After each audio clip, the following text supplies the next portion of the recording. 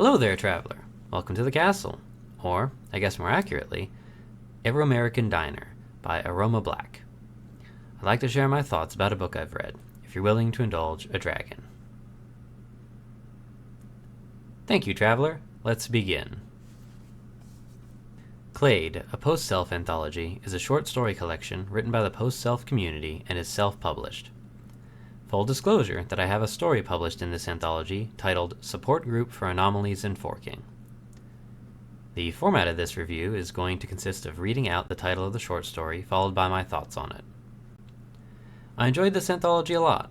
I was very excited to see the author's takes on the post-self universe and the concepts of forking and living on the system. If you enjoy the other books in the series that this setting is based on by Madison Rye Progress, I'd recommend picking it up. There's a good mix of story styles and tones, from the philosophical to comedic to horror within. There's a good chance that if you enjoy sci-fi or furry fiction in some form, there will be a story you love in here. Sufficiently advanced. I'm a big fan of using forking to have a conversation with yourself to try and settle an argument. Especially as the character is a philosophy professor, I would imagine that would be a great boon to their body of work.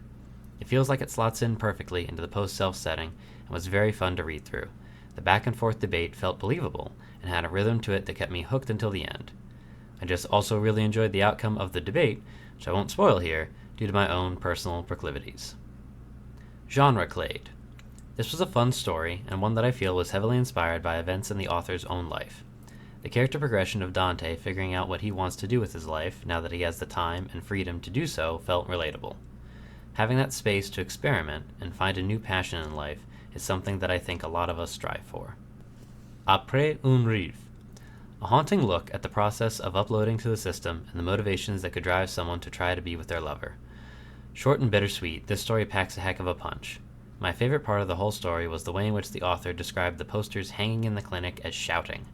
What an apt description of a very specific type of marketing. Cowboy.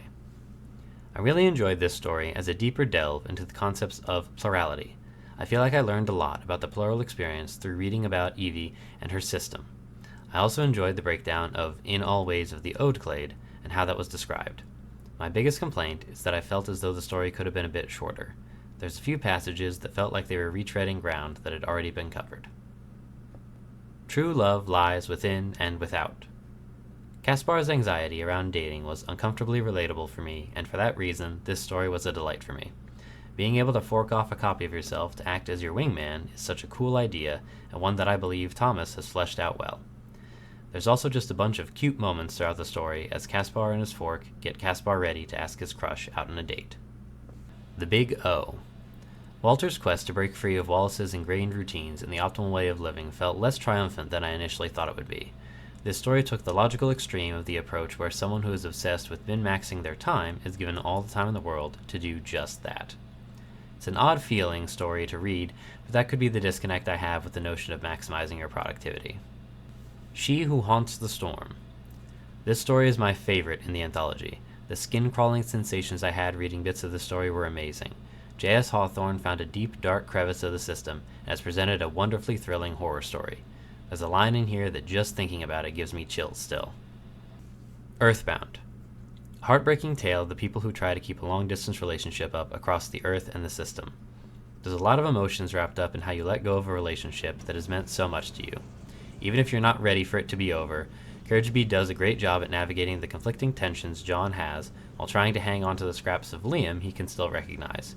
I am grateful this story was written as it shows the other side of that bargain the system makes when you upload. What happens when one of you wants to stay? Cascade failure. Gregory's studies into the ecology of animals felt like a natural thing for a scientist to study in the time period the story is set in. It makes sense that a researcher in the system would want to figure out how the ecosystems of Earth had collapsed over the years after all. While I won't spoil the twist of this story, I did have a lot of fun with the build-up and reveal of it. Some of the more creative uses of the Sims as a space and how instances react to each other that I've seen yet in this setting. Oh. Okay. Sorry everyone, the waitress let me know that the Reuben I ordered is ready, so I've gotta go. Until next time, curl up with a good book, and be kind to yourself.